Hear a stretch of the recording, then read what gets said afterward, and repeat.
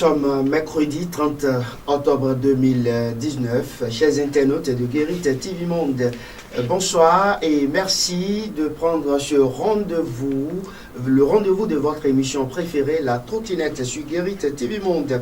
On démarre ce numéro par le bulletin d'information et Mathieu Midegoui est déjà sur le plateau. Mathieu Midegoui, bonsoir. Bonsoir, Shamsin Badarou. À vous l'antenne. Merci infiniment, chers internautes, amis téléspectateurs. Bonsoir. Vous savez bien que la communauté chrétienne s'apprête pour la commémoration de la fête du 1er novembre, la fête consacrée d'ailleurs aux morts, à nos défunts, dans nos familles respectives. À quelques heures de la célébration de cette fête, nous avons tendu notre micro à un responsable d'Église catholique qui nous parle ici du bien fondé de cette fête. On l'écoute.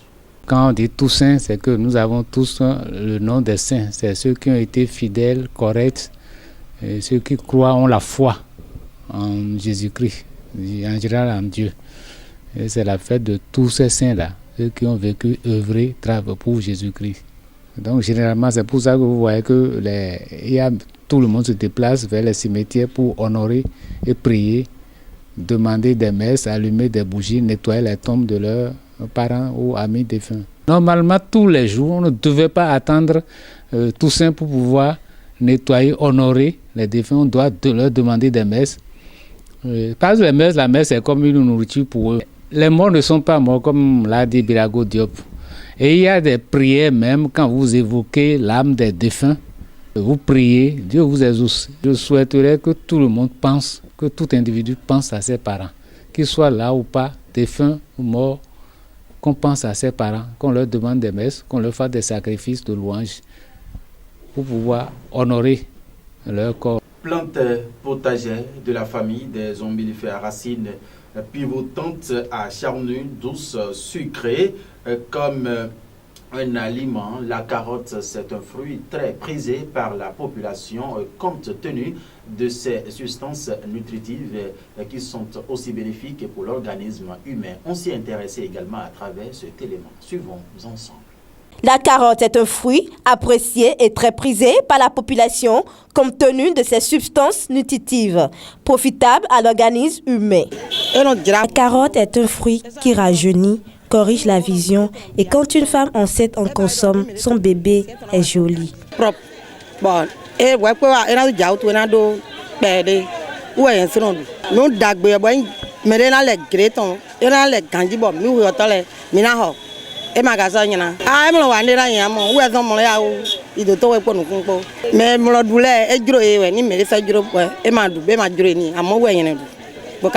Elle constitue aussi un élément curatif pour certaines maladies. Et voilà, mesdames et messieurs, c'est sur les bienfaits de la carotte que nous mettons un thème à ce bulletin d'information sur Guérite TV Monde pour le compte de ce mercredi. Shamsin Badarou, nous vous laissons pour la suite de cette émission, bien évidemment, la trottinette. Merci à vous, Mathieu Midegoui. Restez avec nous. Nous allons vous retrouver dans un instant lors du forum de discussion. Nous poursuivons cette émission et tout de suite le commentaire.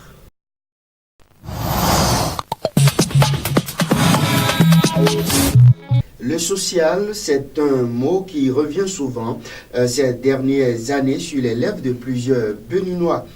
Qu'est-ce que faire du social? Est-ce une nécessité et qui doit le faire? Ce sont là, entre autres, les préoccupations qui ont fait l'objet de la rubrique Le Grand Oral de l'émission 90 minutes au Bénin de la télévision privée Canal 3 Bénin. C'était donc hier, mardi 29 octobre 2019.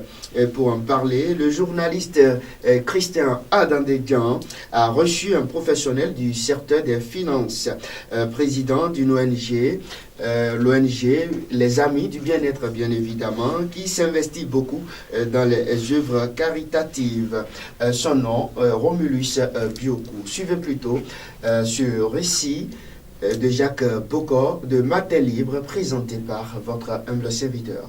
D'entrée, l'invité a donné sa conception du social qui, selon lui, désigne l'ensemble des politiques et moyens mis en place pour aider les personnes ou les groupes les plus fragiles ou défavorisés à un mieux-être, à accéder à une sensation agréable procurés par la satisfaction d'un minimum de besoins dans la société ou le milieu dans lequel ils vivent. Et pour Romulus Biokou, étant donné que la pauvreté est une réalité en Afrique subsaharienne et au Bénin, il y a nécessité d'agir pour la réduire en vue d'un monde plus juste. Pour ce faire, le premier acteur majeur du social, selon Romulus Biokou, ce sont les gouvernants qui définissent et conduisent les politiques publiques. Mais les besoins à satisfaire étant multiples et multiformes, aucun gouvernement ne peut tout faire. Et c'est là qu'interviennent en appui à l'effectif des bonnes volontés des personnes physiques et des personnes morales, fondations, associations, à l'instar de l'ONG Les Amis du Bien-être, qui impactent de façon significative la population de Porto Novo. Et pour parler brièvement de ce que nous faisons, nous allons retenir, entre autres, pour ne pas monopoliser la parole, 2 actions essentielles contribuant au bien-être. Il s'agit de la distribution, la veille de la rentrée 2019-2020, des kits scolaires pour soulager les parents les plus démunis qui n'arrivent pas, malgré toutes les bonnes volontés, à subvenir aux besoins essentiels de la rentrée scolaire. Ensuite, nous avons appuyé nos mères et sœurs ayant des activités génératrices de revenus à se formaliser au programme de MCM, microcrédit mobile du gouvernement pour certains, et pour d'autres, l'ONG se porte caution auprès de structures de crédit. Le volet emploi des jeunes dans lequel l'association Les Amis du Bien-être s'investit avec la création dans quelques mois de la maison de l'artisan n'a pas été occulté. Nous ne restons pas surtout insensibles aux problèmes de chômage et des sans formation professionnelle. Nous allons bientôt, avec le soutien de nos partenaires, entre autres des locaux, inaugurer la maison de l'artisan dans le 4e arrondissement de Porto Novo, qui sera un réservoir d'opportunités pour les demandeurs d'emploi et pour les diplômés intellectuels sans emploi à la recherche d'emploi. Des modules de formation seront ouverts gratuitement dès janvier 2020, a-t-il informé. C'est justement à ce niveau que Romulus Biokou va démontrer que le social, certes, c'est beaucoup de moyens, mais les moyens ne sont pas que financiers. Ils peuvent aussi être en industrie, a-t-il laissé entendre. Une quinzaine d'années en Europe, ce natif de Porto Novo a eu le temps de vivre de moments de difficulté. Toutes ces expériences capitalisées, il a décidé de partager, de voler au secours de ceux qui ont vraiment besoin du minimum social commun. Romulus Biokou a promis d'étendre au fur et à mesure ses actions dans les autres localités du pays. L'invité de Christian Dandedjan n'a pas manqué de décerner un satisfecit au gouvernement du président Patrice Talon. Pour lui, les chantiers du social sont vastes et le gouvernement fait des pas importants pour apporter un mieux-être aux populations. Romulus Biokou, saluant ses efforts, s'est dit marqué par le fait qu'il y ait un ministère dédié aux affaires sociales.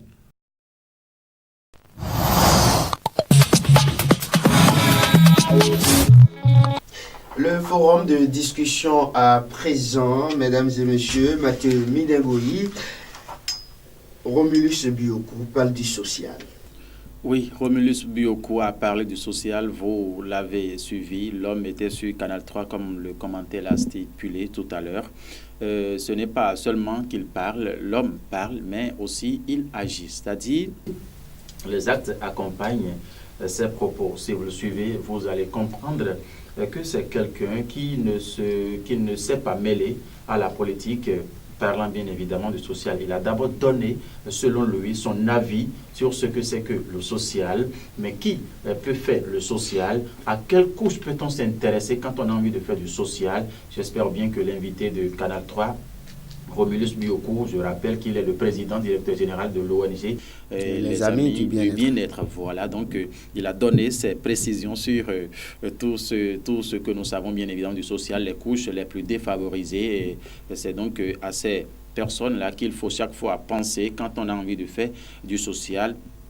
Et en dehors de ce que l'homme a dit hier, en dehors de tous ces détails donnés sur la chaîne de télévision privée Canal 3, il faut revenir ici à la base pour dire que ce n'est pas seulement qu'il parle, mais il y a aussi des actes qui accompagnent ces propos, c'est-à-dire des promesses tenues. Ce sont là donc son leitmotiv. Vous allez constater qu'à l'orée de la nouvelle année, il a offert des fournitures scolaires, à la rentrée scolaire bien évidemment, il a offert des fournitures scolaires aux enfants dont les parents sont dans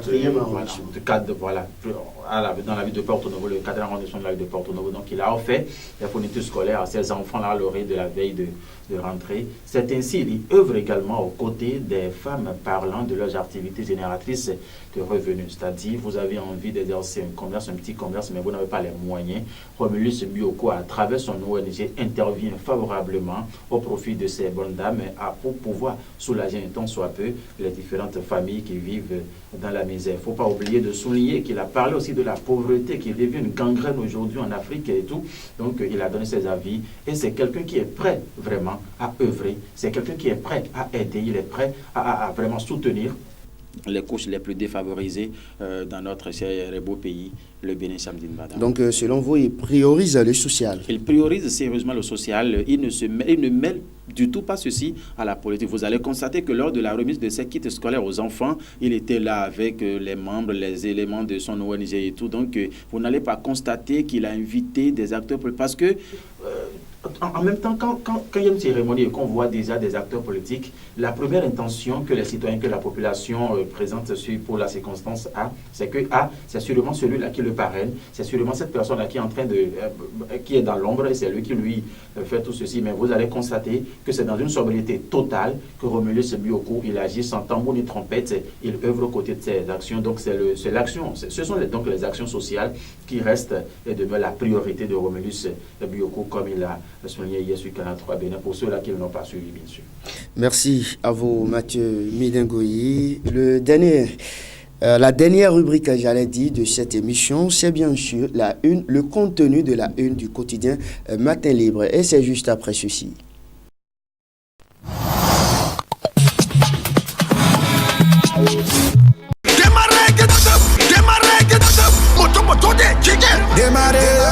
À partir du 1er décembre 2019, après le paiement d'une prestation au service commercial de Guérita TV Monde, vous recevrez gratuitement un t-shirt, une casquette, un porte-clés et un calendrier de l'année 2020.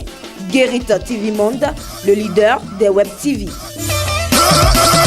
Mais ça va potofier.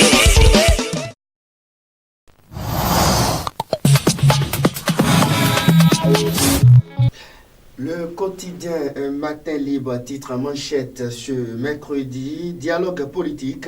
Après la figuration, l'opposition en bon à rien, selon le quotidien Matin Libre. À moins d'un miracle, la révision de la Constitution sera une réalité. Après les deux précédents échecs, elle est devenue la condition sine qua non à la mise en œuvre des recommandations issu du dialogue politique national. Or, l'opposition, celle dite légale, selon Matin Libre, a pris part à ce dialogue. Quelle a été sa position sur cette nécessité de toucher d'abord la loi fondamentale, s'interroge le journal. On a cru entendre sur ce point précis, Paul Humpert et ses amis FCBE n'ont pas donné leur cutus. Mais qu'à cela ne tienne, la révision se fera avec ou sans leur accord, précise mon confrère de Matin Libre. Tout se passe comme si le pouvoir de la rupture avait juste besoin de leur présence au palais des congrès les 10, 11 et 12 octobre dernier, précise le journal Matin Libre. On poursuit toujours cette rubrique sur votre émission La Trottinette. Et on parle cette fois-ci Atlantique, police républicaine, le DGPR et des commissaires limogés, nous apprend le journal. Par le biais d'une décision ce lundi 28 octobre 2019, le directeur général de la police républicaine, Soumaïla Yaya, a relevé plusieurs cadres de la police de leurs fonctions, rapporte le quotidien Matin Libre. Loi d'amnistie, Amnesty International pose des préalables. Au cours d'une conférence de presse animée ce mardi 29 octobre 2019 à Cotonou, Amnesty International Bénin AIB s'est prononcé sur la proposition de loi d'amnistie pour sortir de la crise électorale. Face aux hommes des médias, Fidèle Kikan, directeur exécutif d'AIB, a affirmé que cette loi est une mesure législative exceptionnelle qui dépouille rétroactivement de leur caractère délicieux certains faits. Il s'agit d'une mesure de clémence dont bénéficient les criminels qui effacent rétroactivement le caractère infractionnel de leurs actes ou faits punis par la loi. A-t-il relevé avant de préciser que son but est d'apaiser les tensions dans un pays en crise ou qui sort de crise afin de consolider la paix et la cohésion sociale, nous informe le quotidien Un Matin Libre, le seul journal béninois immédiatement disponible donc dans les kiosques à Cotonou et à Parakou dès 7 heures. Et puis, à l'oreillette du journal aujourd'hui, prestations sociales dans les agences régionales. La CNSS veut payer par virement bancaire.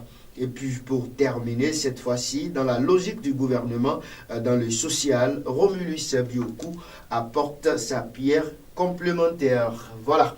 C'est donc cette rubrique qui met définitivement un terme à votre émission, La Trottinette de ce mercredi. Merci à toute l'équipe de réalisation et de préparation. À demain, jeudi, pour le dernier numéro de cette semaine. Bien sûr, au revoir.